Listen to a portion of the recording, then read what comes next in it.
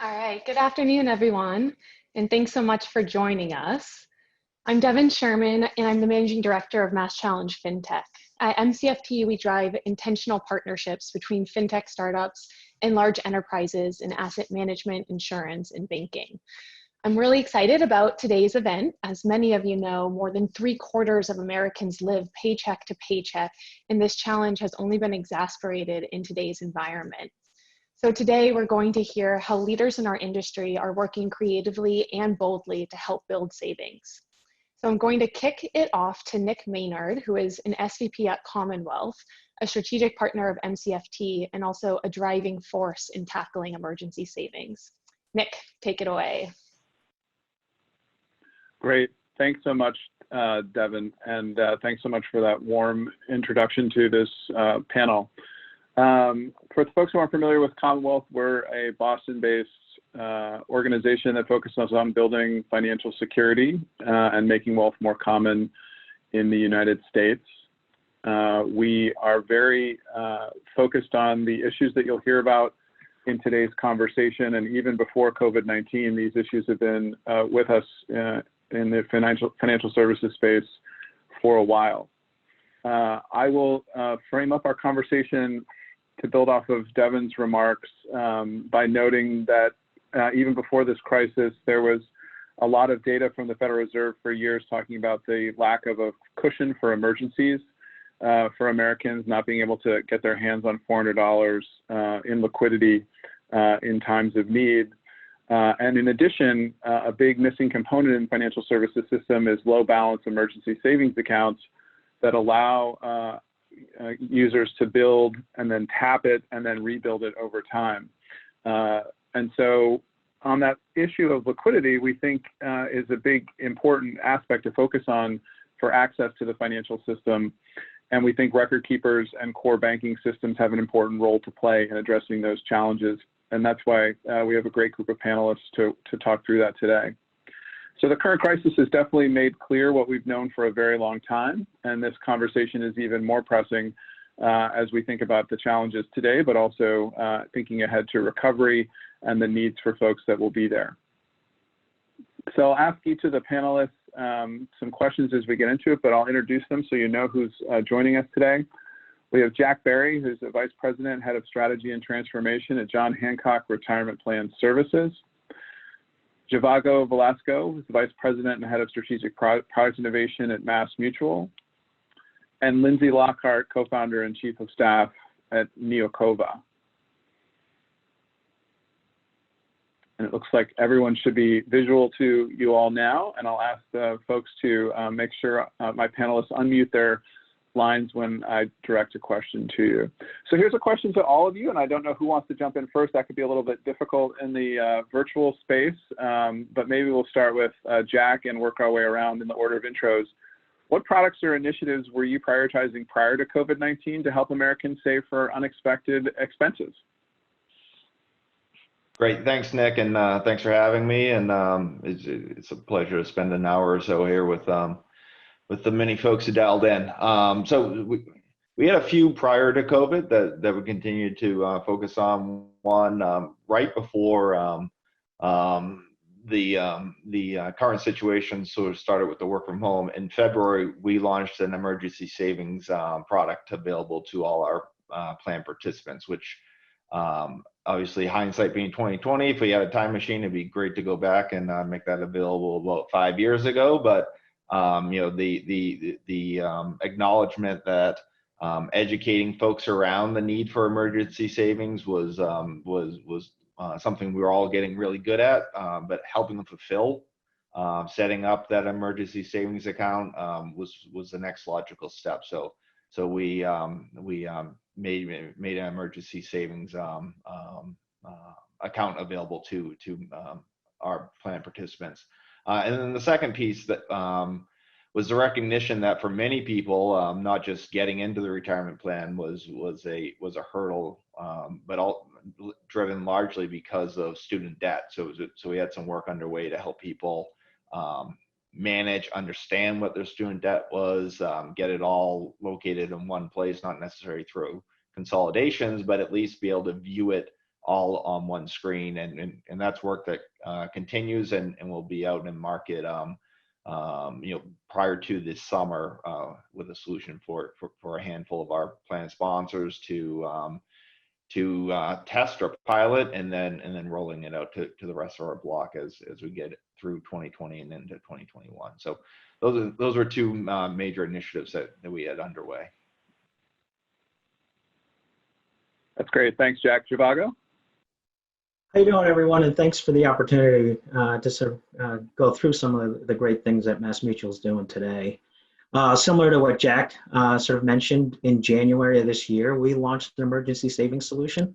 And just like Jack, we wish we had it up and running a whole lot earlier.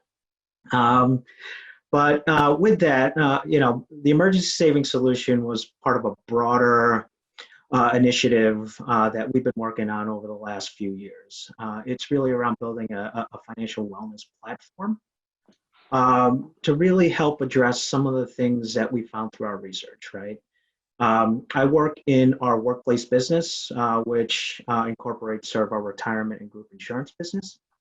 And what we were finding through our research was that some of these short-term needs were getting in the way of some of the long-term goals that these individuals really need to address. So what we wanted to do was really broaden the suite of services and solutions that we offer through the workplace to really address some of these needs, and one in particular, emergency savings. And over the last year, we've launched a few solutions to help address some of these needs. We've launched a health savings account. We've launched a student loan debt repayment solution, as well as a student loan refinancing program. That's on top of the emergency savings solution that we just recently launched. So, what we're trying to do is really address sort of the broader needs of these individuals, so we can get them away from living paycheck to paycheck and find different ways for them to address some of their more pressing financial needs, and eventually get them to where they need to get to over the long term. So we continue to really sort of build out that platform, and our cornerstone of that platform is a solution that we call Map My Finances, which not only provides sort of the guidance that people need, but also a way for them to take action through some of these solutions that we've launched over the last year. That's great. Lindsay, same question over to you. Yes, absolutely. And welcome to everyone here. And thank you for hosting. So for Neokova, our mission is, we understand that banks and credit unions know what they need to find success. So when we developed our platform, we've always taken the listen first approach when designing our technology. It's good to listen to your target audience. And now more than ever, we're still listening by focusing on the specific concerns of community financial institutions, which range in severity from, just daily communication or online mobile banking app. We have built and continue to build upon a company that really addresses a critical need in the marketplace, which is for modern, secure technology. There are products financial institutions can implement with relative ease that do not require a complete core conversion. The pandemic has increased the need tremendously for true modern banking core technology. And the demand for banking core providers like us to enable financial institutions to do business as normal has increased. I comment our inbound inquiries about our solutions is increasing exponentially. And now more than ever, all of the pain points that community financial institutions are feeling are at an all-time high. There's so many pressures. Great. So has that, Lindsay, let's build off that. Maybe we'll go in reverse order on this next question to sort of talk about, does that then shift the priorities of what you're focused on as you react to what's going on? Are there other things that beyond sort of the notion that banking might be changing in COVID-19 times that are coming to the fore in your conversations with those who are reaching out to you? Sure, that's a great question. I would not say we are shifting, our mission and what we're building. If anything, it's underscored our value proposition in the marketplace. Because without the proper underpinnings from a technology perspective, you're really handcuffed. So if anything, it's accelerated our building on a continuous refinement of our products. I will say certain products are suddenly more interesting to people. So if you look at our customer insights or our market insights, any tools that you can implement now to get greater information about your customers are definitely more popular, but it still really drives at the heart of having the proper core banking technology in place. So I always encourage people to look at the products that they can implement now with relative ease, and then we can continue the conversation when looking at your core in totality. That's great.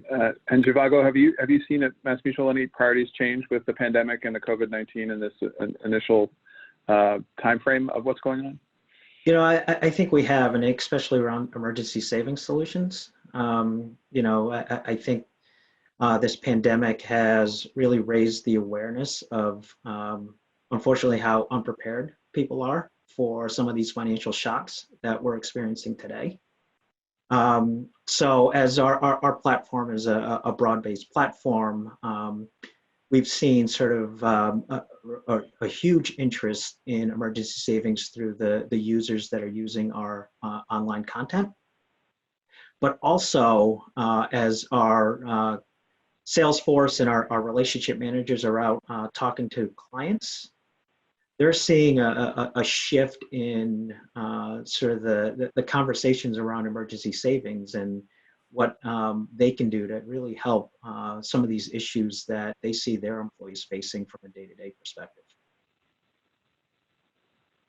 And Jack, are you seeing that same sort of evolution that Zhivago's talking about and some of the same conversations, or is that what you're hearing at John Hancock, or are there other things that are coming to the fore for your clients?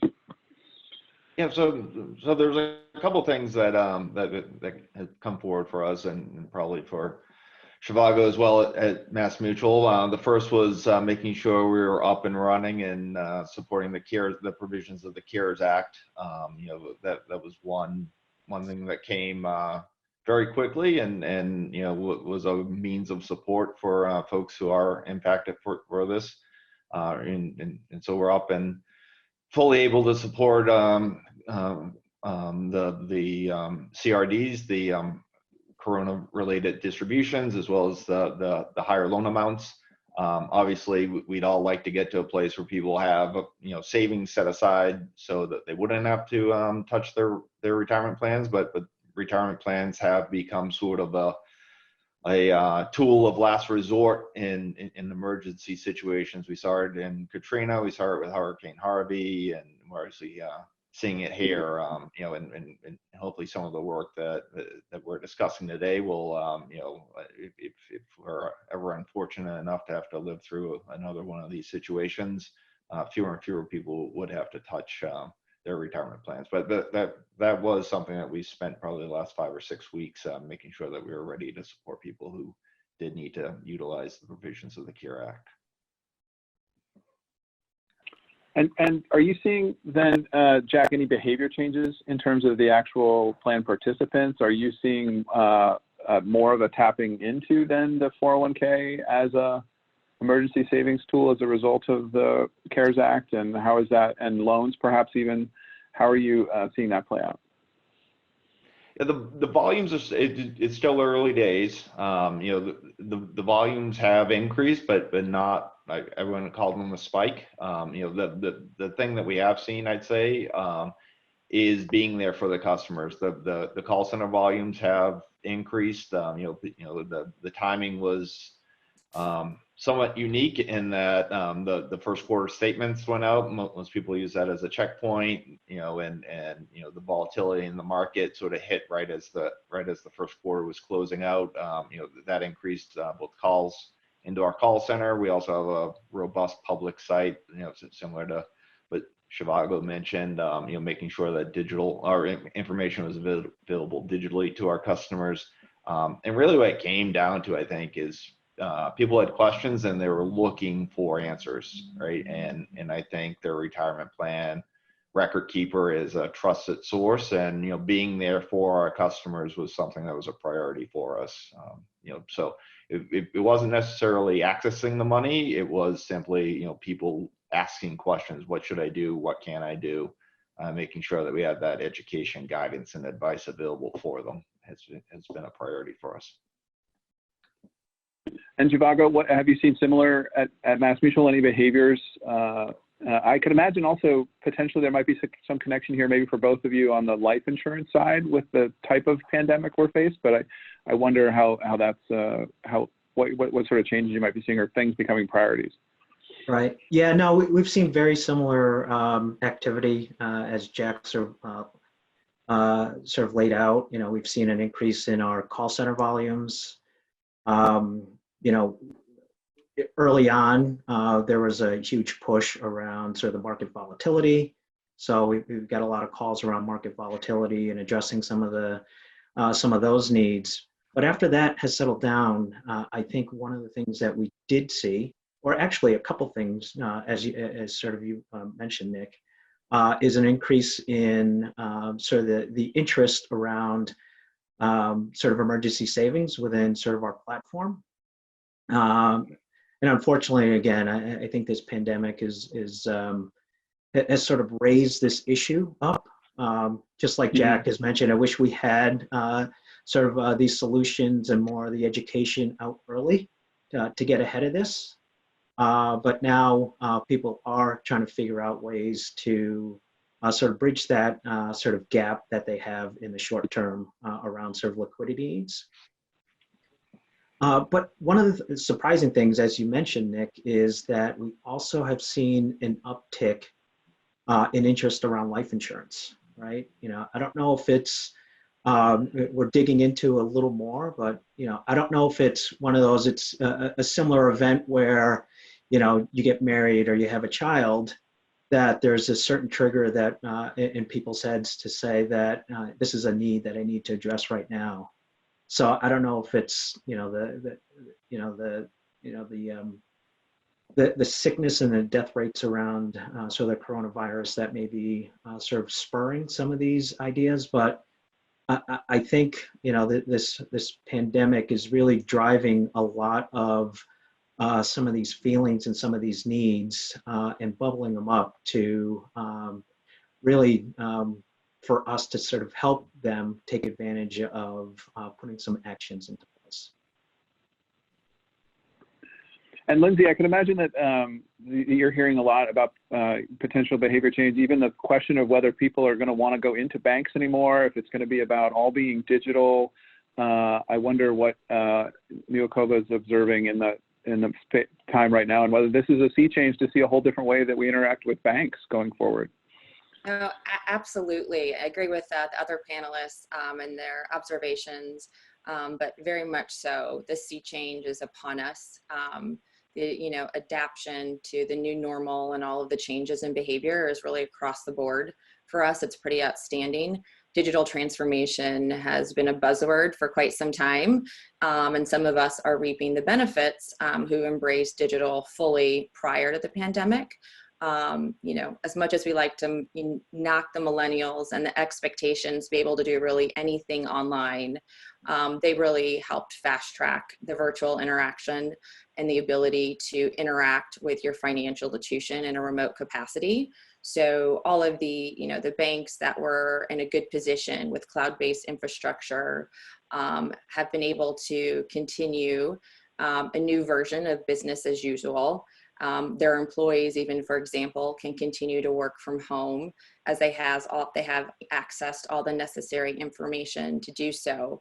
Financial institutions that were not ready for this abrupt, sudden change to this 100% virtual remote environment have been struggling. You've got leadership scrambling to secure laptops, webcams, establish, a version of a secure VPN, all of these things they have to have, and they lost really valuable time and are playing catch up. financial institutions across the board are seeing tremendous uptick in their online mobile banking apps, and generations of their customers who, really never really cared about the mobile banking app understand the power of this now. I'd be remiss not to, highlight all the contactless payments that have surged as well.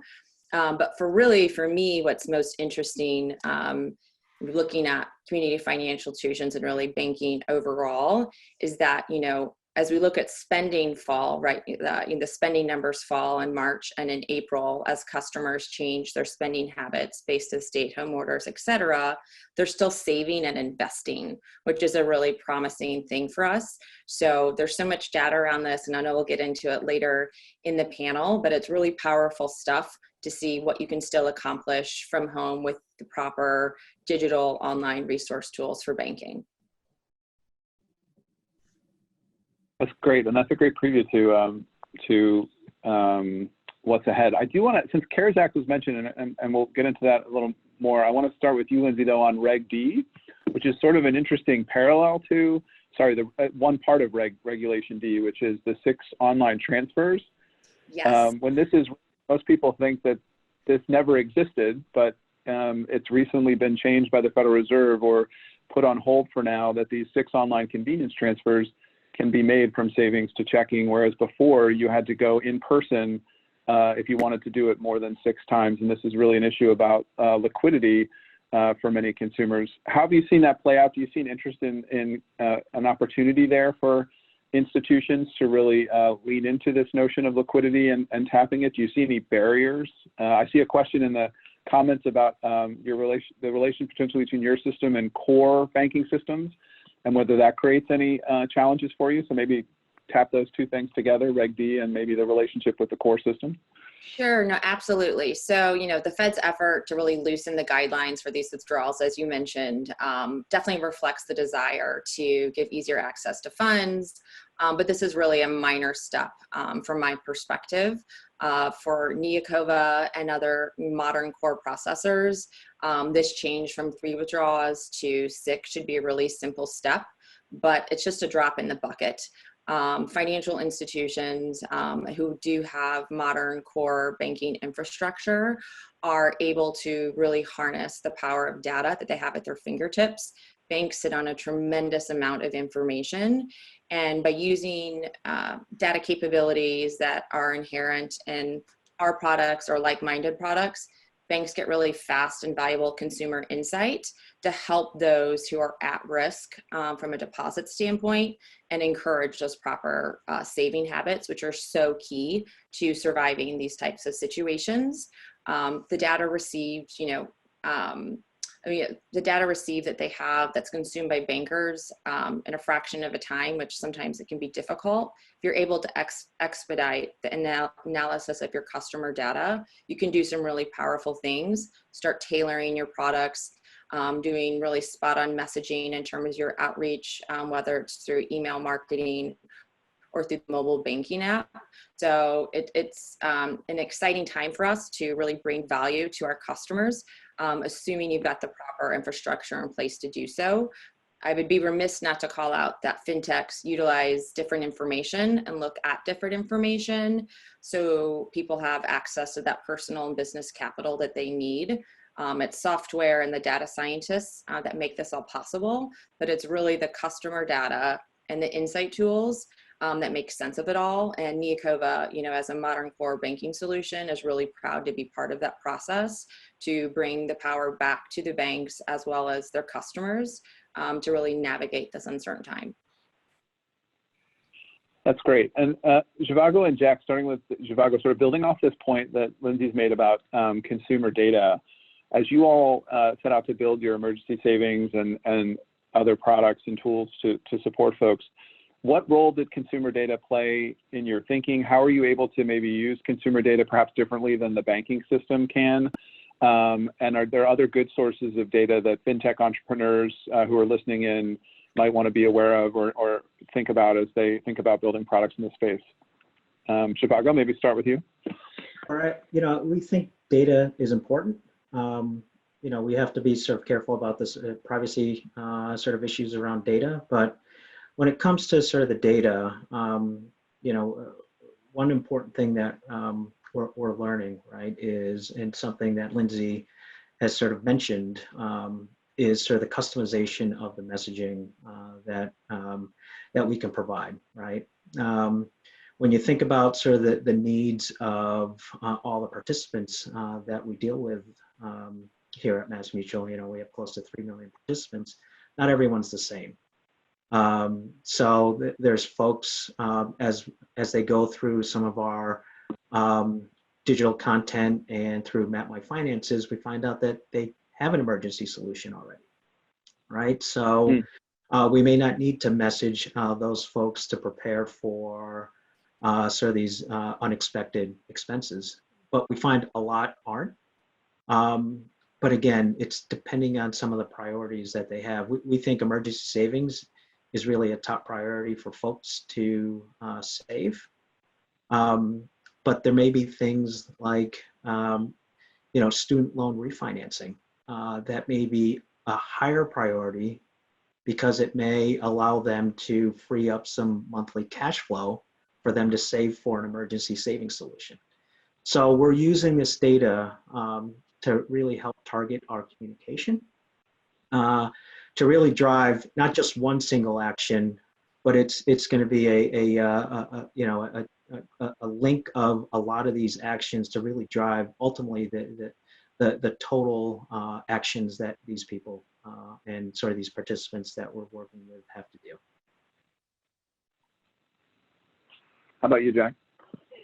Yeah, so it's for us, it starts with being personal and being relevant, right? And so that is understanding where someone is on their journey, and no two journeys are the same, and they're probably not linear. Life isn't necessarily linear, so planning for retirement or in sort of living your financial life isn't linear either. But what we do is try to deliver the one next best step for any participant at any point in time.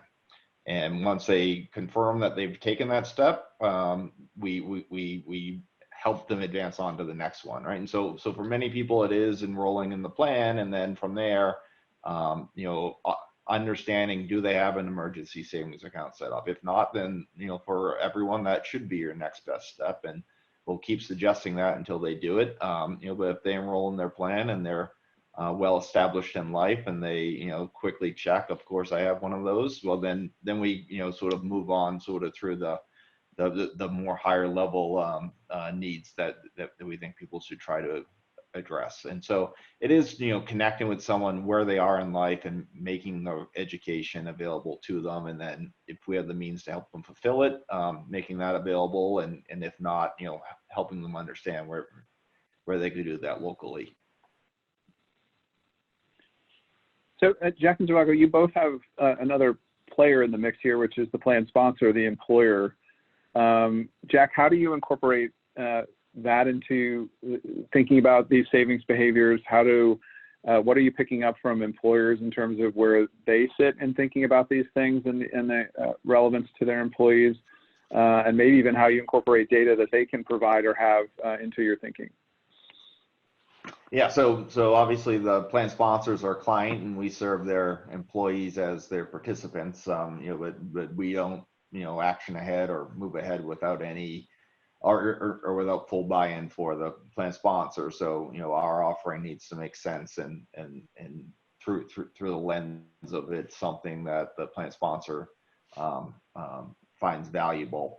But more and more, plan sponsors understand the drain of financial stress, not just on their employees, theoretically, but actual on their ability to have work out, to deliver a solid output at work, right? And so we've connected or conducted a financial stress survey of our participant base for the last 7 or 8 years. And even, our 2019 study that was done in June of last year, 71% of the participant base said that they had that they were worried about facing financial difficulties, and that was a 6-year high. Wow! And that was at 2019, as we were in year 10 or 11 of a bull market. And You know, and obviously, as we said here today, in homes where kitchens and living rooms have been turned into offices and classrooms, that number is probably going to be significantly higher when we go back out. So, you know, as we talk to our plan sponsors and, you know, help them understand the, you know, the stress that their employee base are under and, you know, the impact on their ability to deliver solid work, solutions like emergency savings, student debt management, you know, more holistic financial advice, those types of solutions, you know, all under this umbrella that's commonly used as financial wellness, really starts to ring through. And, you know, that's really, I think more and more, that's what the plan sponsors are looking for us to deliver. You know, basic record keeping services are, you know, pretty standard right now, but, you know, helping their employees live better lives is really what folks are looking for us to, you know, help deliver. And Zhivago, similar to question to you in terms of the plan sponsors and are you seeing similar data to Jack in terms of, you know, even pre-COVID, these issues of financial stress and financial concern? I think in our work at Commonwealth, that 71% isn't surprising if you take the paycheck to paycheck numbers in the country and just the sense of fragility. But I'm wondering what you're seeing at MassMutual and how you're, you know, working with plan sponsors around these issues.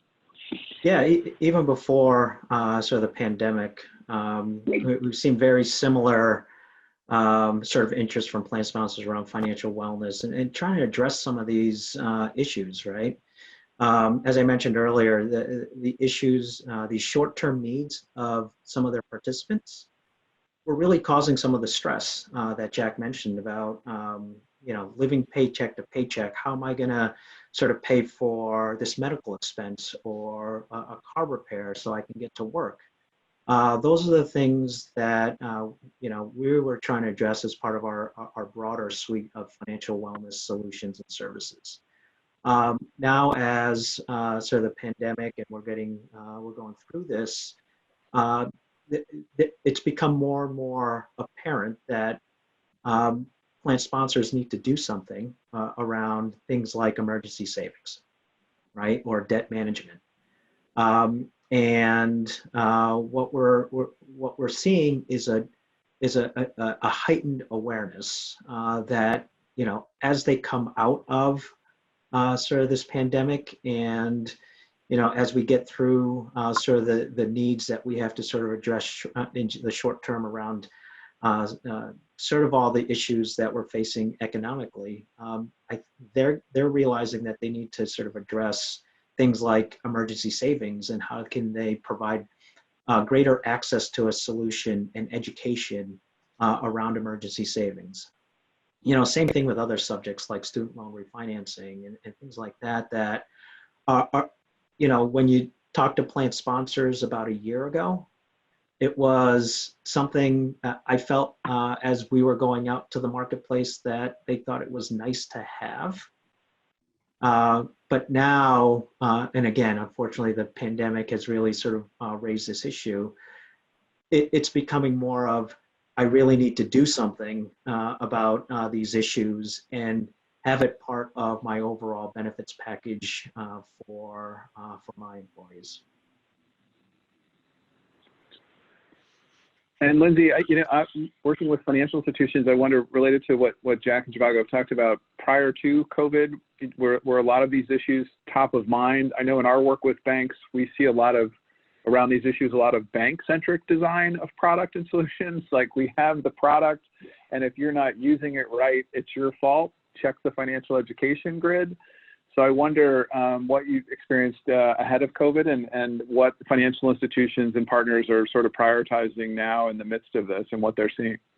No, absolutely. Everything that Jack and Zhivago shared are absolutely true from a, you know, banking perspective, from community of financial institutions. You know, the general public now more than ever has recognized the need to prepare for really unpleasant financial circumstances. You know, we're looking at people having hardship, not just by individual households, but really, you know, sweeping the country. So it's something that people are feeling now. The reality in America is that we have a dividing line between savers and non-savers. And you talk about the non-savers, they have minimal retirement funds as well as emergency funds.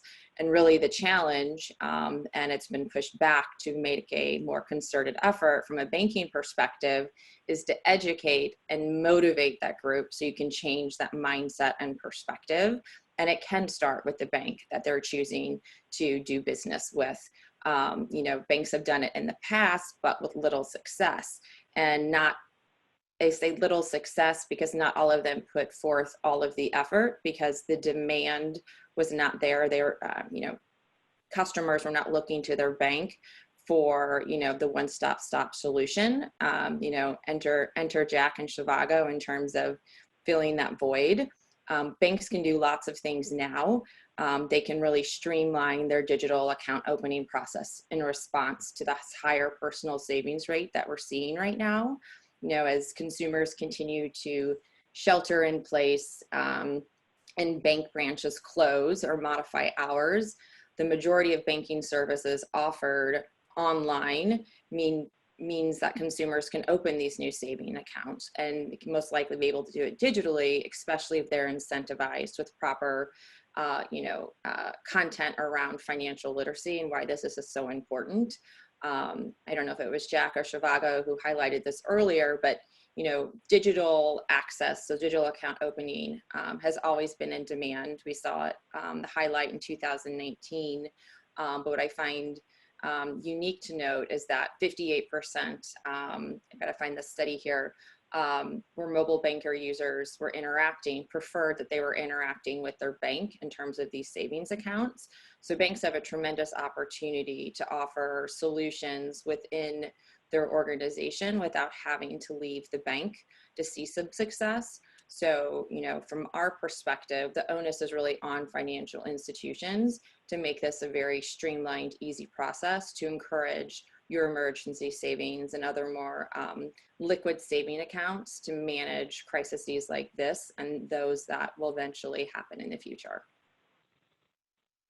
And oftentimes, I'm wondering, Lindsay, in your work, if you've come across, oftentimes with some community banks, there's always the potential question of, can everyone in the population that's served sustain regular digital access, and how you think about that in relation to this digital trend, which is definitely coming and is clear, and all the fintech apps that are doing it. But how do you think about that component as well, especially for those real grassroots community banks? Sure. So I think, the real grassroots community banks, one of the reasons they, quote unquote, have gotten so behind in the landscape is because there's so many other digital players that they compete for in the marketplace. And oftentimes these more grassroots financial institutions are operating off antiquated legacy core technology that is not flexible. It does not allow them to be nimble and offer new savings or loan products or access the data to make these more customized solutions. So, consumers have no choice but to look to other solutions to find these more readily digital available solutions. So, for us at Neocova, it is, underscores the importance of having, these banks looking to find a cloud native open API solution, because it provides a very high degree of freedom to onboard new customers, innovate with them in real time, and do it at cost that is attractive to them. So in that sense, everybody wins. It's no secret, I think, as you look at, banking as a whole and community financial institutions and even these smaller ones, they're starting to build out their C-suite with titles like Chief Digital Officer or Chief Innovation Officer, because the time is now for them to really take a hard look of how they're running their organization, what type of technology they're using as, their primary engine to get things done, so they're able to remain competitive and offer all of these other things that we're seeing sweeping the market with great success. And right now, a lot of them have just been unable to incorporate them or partner because their legacy core technology is just so antiquated. There's no real room for them to be innovative or nimble. Got it. Zhivago and Jack, turning to this issue of the relationship between emergency savings and retirement savings, which relates to the question of, broad-based access to these savings solutions. How do you think of the relationship in terms of, is it possible that emergency savings can unlock further participation in the retirement space? Or are you worried about that savings? Nick, I think we lost you, Nick. We lost your audio there, Nick. Oh no. Well, Yeah, can you read his Chicago, Jack, lips? I think you can kind of kick off. You know where he was going with that question. If you want to, Right. one of you start there.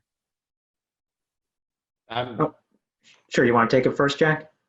I can start. I'll be brief. So in terms of emergency savings and living next to retirement savings, we think the two do go hand in hand. They actually solve for two different problems. One a short-term one and one a long-term one. And two, it does get people, I'd say, into the mindset of being savers. I like the way that Lindsay phrased it. The country is divided into two groups, savers and non-savers. Just the good habits of, setting up an emergency savings account, saving a little every month. And the benefit of that is that, it gets people, you can see the benefits right away. You set a goal of $2,000 or $500, and you work slowly towards it. And then at some point in time, 6 months or a year, you complete it and you accomplish something. And then, that what was going into your emergency savings account, you can pivot and start putting into your retirement account, right? So we don't think they conflict with each other. We think it can help establish good behaviors. And then, for us on the record keeping side, on the retirement side, it solves sort of that problem of using your retirement plan as a means to fund sort of these short-term problems, which cause, the problem for us is leakage from the system, either through hardship withdrawals or loans that unfortunately from time to time will go into default, right? So it keeps the retirement money in the retirement system, and it keeps the short-term savings where it belongs, whether, at the local bank or the local credit union. So that's our view. So I think I'm back. Can everyone hear me now? Well, we can hear you now, Nick. Okay. Go ahead, Zhivago. I caught the back half of what you said, Jack. And we're very aligned with what Jack said around sort of the relationship between an emergency savings solution and the retirement plan. There is a place for both. And especially, the last thing that sort of Jack mentioned, right, is, you've got a solution that addresses sort of one, their short-term needs, like an emergency savings solution, and one that addresses the long-term needs, like a retirement savings. When you're using something like a retirement savings and taking out hardship withdrawals and loans, you're really trading off sort of that long-term need, right? And really sort of using sort of your assets that you're really looking out over the long term, and maybe using them at the wrong time, right? Especially around sort of the market volatility that we've seen over the last few months. The whole notion that you're buying high and selling low just to address some of these short-term needs is really contradictory to sort of the retirement, sort of the long-term retirement planning. So we see a need for both. And we see sort of emergency savings as a way to sort of get that liquidity, right? So as Jack would say, you don't need to tap into your retirement funds because those are sort of invested for the long term. And you really want to sort of use the emergency savings for these shocks that we're sort of experiencing today, and really make sure that you continue sort of on the path to retirement readiness in your retirement sort of savings account. On that point, and I apologize, Jack, if you may have mentioned this and I missed it when my audio went out, but do you worry that the CARES Act changes are going to have any negative behavioral consequences? Zhivago, you mentioned selling low and then buying back in high. Feels like some people could miss out on the opportunity to buy in a low market. I'm just wondering how you all are thinking about the CARES Act in particular and that loosening of tapping retirement funds. Yeah, so there's probably two ways to think about it, and you know, the textbook or theoretical way that you shouldn't be selling out as the markets are crashing, you know, like that, and you shouldn't be sacrificing the savings you have, you know, planned to use in 30 years, you know, stealing from your future self. You know, like those tend to be the behaviors we want to discourage or educate folks not to do. And then, you know, we also live in the real world where people are faced with sort of real tough circumstances right now. And so, you know, making them available, you know, but then also helping people, you know, try to work through, like, are there any other ways to solve for your current need? And unfortunately, like, you know, that's not always the case. You know, I will say, you know, one of the things that came in the CARES Act was, you know, through this the corona related distribution, the CRD is the ability to repay those withdrawals that people are taking under the CARES Act right now. So there will be a 3-year window, you know, assuming we come through and, you know, the job market comes back and, you know, folks who are furloughed today get brought back on. You can re-enroll in the program, and then, you know, assuming that assuming things you know, come out good on the other side, they can over contribute, I guess, into their plan to make up for any of these corona related distributions that they're taking today. So that was a good provision. I'd say that came through the CARES Act that hopefully you know, doesn't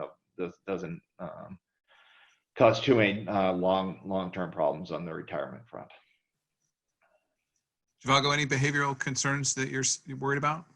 No, similar to Jack. You know, I think it's the right thing to do, especially if you know, it is a solution of last resort to sort of withdraw some of these funds from the retirement plan, because we are living in sort of unprecedented times right now, where, you know, liquidity may be needed, and you have to sort of use all your resources to really manage just getting through the day-to-day life, right? But, you know, as a retirement provider, it does concern us, but it is sort of the right thing to do. But hopefully, you know, there are resources that, you know, some of these participants can tap before retirement. And as Jack mentioned, we're doing the same type of education around sort of going through a checklist of things that they may consider before going through to the retirement.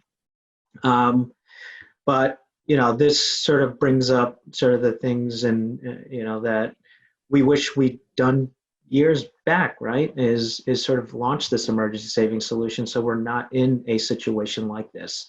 And maybe this is where you know, I think the industry as a whole, and maybe even sort of the government, are going to sort of take sort of the things that are happening now and really set us up better for, hopefully this never happens again, but, you know, the next crisis that may happen, that we don't have to make these tough choices around, you know, should I dip into my retirement and really hurt sort of my long-term prospects of retiring when I want to, that we do things to help people set up for the future around some of the right things to do around sort of setting up an emergency savings to sort of mitigate some of these tough decisions that they have to make today.